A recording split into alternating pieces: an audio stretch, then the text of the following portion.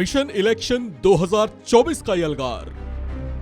Poster में दिखी CM Nitish की ललकार। पीएम पद की ख्वाहिश का कर दिया ऐलान।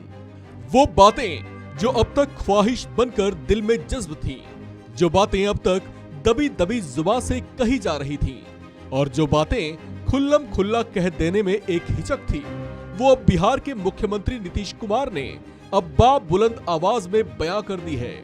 बिहार की राजनीति के चाणक्य कहलाने वाले और यहाँ की सत्ता के शीर्ष शिखर पर कुछ भी कर काबिज रहने वाले नीतीश कुमार ने अब खुले अंदाज में जता दिया है कि अब बहुत हुई बिहार की राजनीति, लड़ेंगे अब केंद्र की बाजी।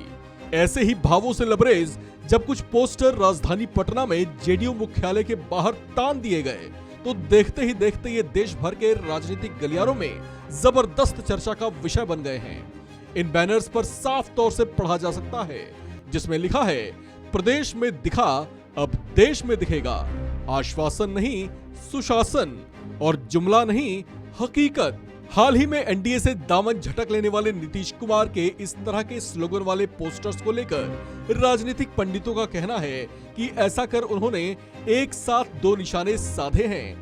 पहला निशाना उन्होंने साधा है सीधे केंद्र सरकार के कलेजे पर और जता दिया है कि पीएम पद के लिए उनका मुकाबला 2024 में नीतीश कुमार से हो सकता है, जबकि दूसरा निशाना उन्होंने समूचे विपक्ष पर साधा है और अप्रत्यक्ष तौर से सभी विपक्षी दलों को ये प्रबल संदेश दे डाला है कि वही संयुक्त विपक्ष की ओर से पीएम पद के सबसे प्रबल दावेदार हो सकते हैं, जो मोदी नाम के तूफान का मुकाबला कर सकते हैं। हालांकि वो और बात है कि उनकी इस आजमाइश से संयुक्त विपक्ष कितना इत्तेफाक रखता है, वो आगे देखने लायक होगा। वैसे आपको बताते चलें कि जेडीयू कार्यालय के बाहर ये पोस्टर उस वक्त देखे गए हैं जब एक दिन पहले ही तेलंगाना के सीएम केसीआर पटना में उनसे मुलाकात करके गए हैं, जिसे लेकर ये चर्चा खड़ी हो गई थी कि हो ना हो राजनीति के दोनों धुरंधरों के बीच 2024 के किसी मास्टर प्लान की रणनीति पर बातचीत हुई होगी। खैर, ऐसी चर्चाएं और ऐसे कयासों के बीच बीजेपी ने उन पर जरूर कड़ा प्रहार कर दिया है। केसीआर जो अपने राज्य के अंदर अपनी बेटी को चुनाव नहीं जीता पाया, कि जो केसीआर हैदराबाद नगर निगम के चुनाव में 99 से घटकर 55 पर पहुंच गई और बीजेपी 4 से 48 पर पहुंच गई और दो बाई इलेक्शन हुआ तेलंगाना में, दोनों जगह बीजेपी जीत गई और केसीआर की पार्टी की हार हुई। अभी तो पहले 23 का चुनाव है विधानसभा का, तो केसीआर जी पहले तो अपनी गद्दी बचाइए, आप मुख्यमंत्री 24 तक रहेंगे कि नहीं रहेंगे। तो 24 तक न तो नीतीश कुमार बिहार के मुख्यमंत्री रह पाएंगे और न ही केसीआर।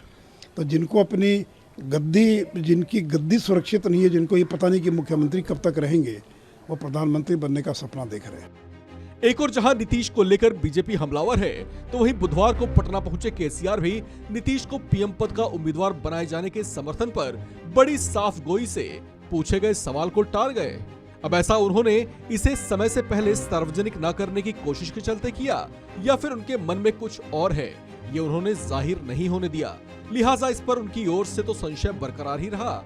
साथ ही सवाल ये भी है कि जिस गर्मजोशी के साथ नीतीश के ये पोस्टर्स लगाए गए, क्या विपक्षी दल संयुक्त रूप से इस पर एकमत हो पाएंगे? इस खबर में फिलहाल इतना ही। बाकी अपडेट्स के लिए बने रहिए वन इंडिया हिंदी के साथ।